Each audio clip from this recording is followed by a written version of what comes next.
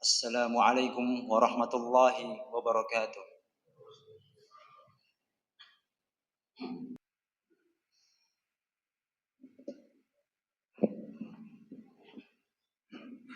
Innal hamdalillah nahmaduhu wa nasta'inuhu wa nastaghfiruh wa na'udzu billahi min shururi anfusina wa min sayyiati a'malina. Man yahdihillahu fala mudilla lahu wa man yudlil fala hadiya lahu. Wa asyhadu an la ilaha illallah wahdahu la syarika lah. Wa asyhadu anna Muhammadan abduhu wa rasuluh. قال الله تعالى في القرآن الكريم: يا أيها الذين آمنوا اتقوا الله حق تقاته ولا تموتن إلا وأنتم مسلمون. يا أيها الناس اتقوا ربكم الذي خلقكم من نفس واحدة وخلق منها زوجها وبث منهما رجالا كثيرا ونساء واتقوا الله الذي تساءلون به والأرحام إن الله كان عليكم رقيبا. يا أيها الذين آمنوا اتقوا الله وقولوا قولا سديدا يصلح لكم أعمالكم ويغفر لكم ذنوبكم ومن يطع الله ورسوله فقد فاز فوزا عظيما. أما بعد فإن أصدق الحديث كتاب الله وخير الهدى هدى محمد صلى الله عليه وسلم وشر الأمور محدثاتها فإن كل محدثة في الدين بدعة وكل بدعة ضلالة وكل ضلالة في النار. أعاذني الله وإياكم من النار. Ma'asyiral muslimin rahimani wa rahimakumullah. Segala puji hanya milik Allah Subhanahu wa taala, Rabb semesta alam, pemilik hari pembalasan. Segala puji hanya miliknya lah yang telah menjadikan Al-Quran dan Sunnah sebagai pedoman hidup umat manusia.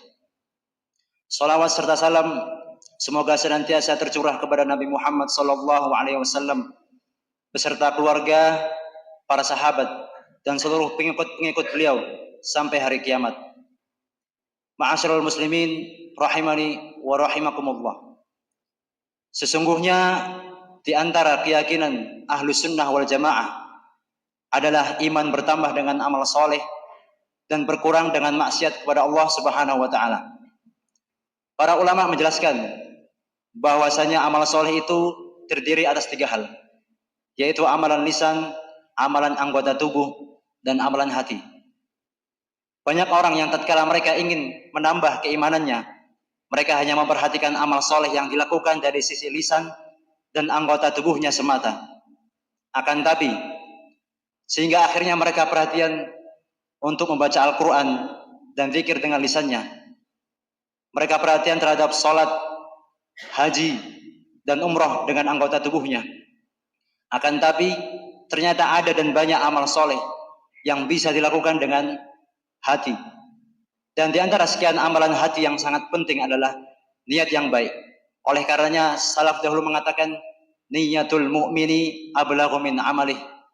Niat seorang mukmin itu lebih sampai daripada amalnya. Lafaz ini diriwayatkan dalam suatu hadis yang derajatnya dhaif atau lemah. Akan tapi makna hal ini benar. Oleh karenanya hal ini telah disebutkan oleh para salaf dan telah dijelaskan oleh para ulama. Maka pada kesempatan kali ini khatib menjelaskan beberapa sisi yang telah disebutkan oleh para ulama berkaitan dengan niat ini. Ada beberapa sisi. Sisi yang pertama menyatakan bahwasannya niat yang murni bisa bernilai ibadah, sementara amal tanpa niat tidak akan bernilai ibadah. Nabi SAW mengatakan, "Faman hamma bihasanatin falam ya'malha, katabaha Allahu 'indahu hasanatan kamilatan." Barang siapa berkeinginan untuk melakukan suatu kebaikan dan dia telah melakukan semampunya, namun tidak mampu menyelesaikannya, maka Allah mencatatnya sebagai satu kebaikan yang sempurna untuknya. Hadis riwayat Muslim. Maka meskipun seseorang tidak beramal, namun jika dia telah memiliki niat yang baik, maka dia akan mendapatkan pahala. Namun amal tanpa niat mustahil akan mendapatkan pahala. Kemudian sisi yang kedua, yaitu niat adalah amalan hati, sementara amal adalah amalan anggota tubuh. Dan telah kita tahu bahwasanya hati adalah raja dan anggota tubuh adalah pasukannya. Maka tentu berbeda antara amalan raja dan amalan pasukan. Sehingga secara umum ini menunjukkan bahwasanya amalan hati lebih afdol daripada amalan anggota tubuh.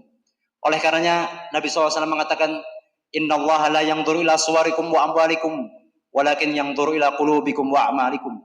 Sesungguhnya Allah tidak melihat rupa dan harta kalian, akan tapi Allah melihat hati dan amalan kalian. Hadis riwayat Muslim.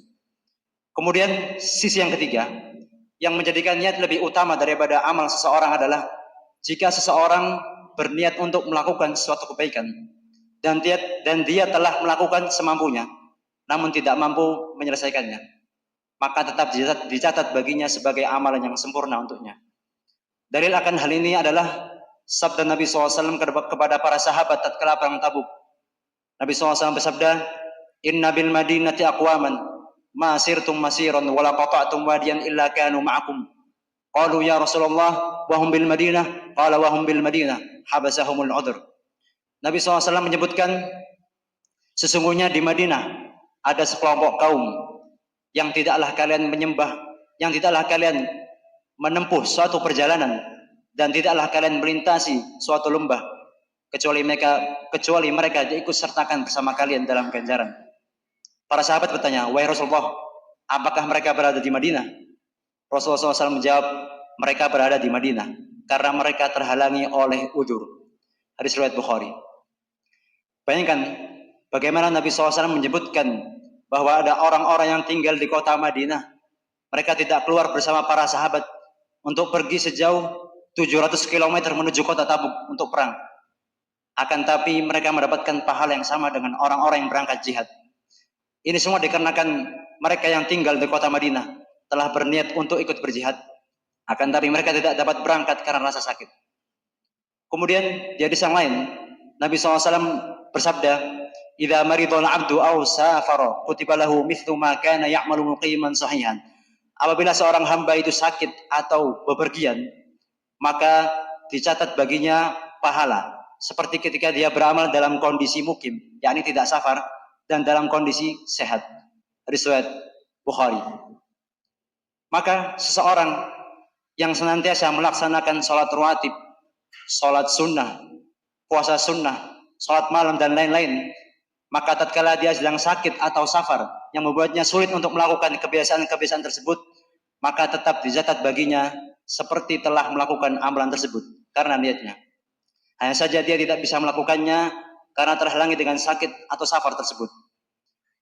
Kemudian di hadis yang lain Nabi SAW bersabda, "Man sa'alallaha asy-syahadata bisidqin, ballaghahu Allahu manazzilas syuhada wa in mata ala firasyih." Barang siapa mengharapkan mati syahid dengan sungguh-sungguh, maka Allah akan mengangkatnya sampai ke derajat para syuhada walaupun dia meninggal di atas kasurnya.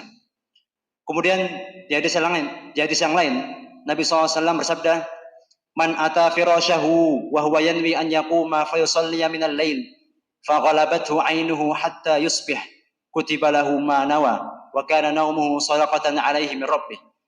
Barang siapa beranjak tidur dengan niat untuk bangun dan salat malam, namun kantuk mengalahkannya hingga tiba waktu pagi, maka akan ditulis baginya apa yang dia niatkan dan tidurnya dihitung sebagai sedekah dari Rabbnya. Maka ini semua menunjukkan bahwasannya niat memiliki kekuatan yang luar biasa, bahkan terkadang mampu untuk melampaui amalan itu sendiri. Dan di antara yang menunjukkan bahwasannya niat itu lebih sampai daripada amal seseorang adalah sebagaimana perkataan para ulama, bahwasannya niat itu bersih dari sifat riya dan ujub. Karena tatkala seorang memiliki niat yang baik, tidak ada yang mengetahuinya kecuali dia memberitahukannya. Selama seorang menyembunyikan niat tersebut sehingga hanya Allah Subhanahu wa taala yang mengetahuinya, maka niat tersebut tidak akan terkena riya dan ujub yang akan membatalkan amal soleh. Adapun yang namanya amalan itu rentan terkena riya dan ujub.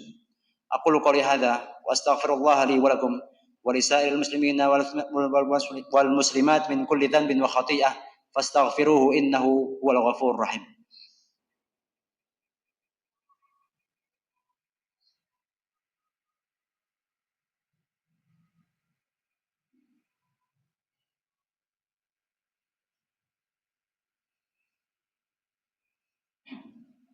Alhamdulillahi ala ihsanih. Wa syukru lahu ala taufiqihi wa amtinanih. Wa asyhadu an la ilaha illallah wahdahu la syarika lah. Ta'ziman li sya'nih. Wa asyhadu anna Muhammadan abduhu wa rasuluh. Ad-da'i ila ridwanih. Allahumma salli alaihi wa ala alihi wa ashabihi wa ikhwanih. Ma'asyiral muslimin rahimani wa rahimakumullah. Di antara hal yang sangat membantu kita untuk meraih pahala yang besar adalah dengan mengikhlaskan niat kita karena Allah Subhanahu wa taala dalam perkara duniawi. Kalau sekiranya kita meniatkan perkara dunia tersebut karena Allah Subhanahu wa taala, maka perkara dunia tersebut akan berubah menjadi amal soleh. Nabi SAW bersabda kepada Sa'ad bin Abi Waqqas radhiyallahu anhu, "Innaka lan tunfiqa nafaqatan tabtaghi biha wajha Allah illa ujirta 'alaiha hatta ma taj'alu fi imra'atik." Sesungguhnya tidaklah engkau menafkahkan suatu nafkah yang dengannya engkau mengharap wajah Allah kecuali engkau akan diberi pahala, termasuk sesuatu yang kau suapkan ke mulut istrimu. Hadis riwayat Bukhari. Para ulama menjelaskan bahwa tatkala seseorang lelaki sedang menyuapkan makanan ke mulut istrinya, maka kondisi ini adalah kondisi di mana mereka saling bermesraan dan jauh dari nuansa akhirat. Akan tapi jika suami melakukan itu dengan niat karena Allah Subhanahu wa taala, maka dia akan mendapatkan pahala atas hal itu. Betapa banyak waktu yang digunakan oleh laki-laki dalam mencari nafkah untuk keluarga. Maka jika dia niatkan bahwa mencari nafkah tersebut adalah untuk ibadah kepada Allah Subhanahu wa taala, maka dia akan mendapatkan pahala atas hal itu. Maka jangan sampai waktu-waktu yang kita miliki dari pagi hingga petang kemudian tidak kita niatkan untuk Allah Subhanahu wa taala, akan hilang waktu tersebut tanpa ada nilainya. Akan tapi jika kita niatkan karena Allah Subhanahu wa taala, maka akan bernilai pahala yang mulia di sisi Allah Subhanahu wa taala. Innallaha wa malaikatahu yusholluna 'alan nabi ya ayyuhalladzina amanu shallu 'alaihi wa sallimu taslima. Allahumma shalli 'ala Muhammad wa 'ala ali Muhammad kama shallaita 'ala Ibrahim wa 'ala ali Ibrahim innaka Hamidum Majid. Wa barik 'ala Muhammad wa 'ala ali Muhammad kama barakta 'ala Ibrahim wa 'ala ali Ibrahim innaka Hamidum Majid. Allahumma ighfir lil mu'minina wal mu'minat wal muslimina wal muslimat al ahya'i minhum wal amwat innaka sami'un qaribun mujibud da'awat wa ya qadhiyal hajat. Allahumma inna nas'aluka al-huda wat tuqa wal afafa wal ghina. Allahumma ighfir lana ma qaddamna wa ma akharna wa ma asrarna wa ma a'lanna wa ma anta a'lamu bihi minna antal muqaddim wa antal muakhir la ilaha illa anta. Rabbana zalamna anfusana wa illam taghfir lana wa tarhamna lanakunanna minal khasirin. Rabbana atina fid dunya hasanah wa fil akhirati hasanah wa qina adzaban nar. Wa subhana rabbika rabbil izzati amma yasifun wa salamun alal mursalin walhamdulillahi rabbil alamin. Wa aqimus shalah. Allahu akbar.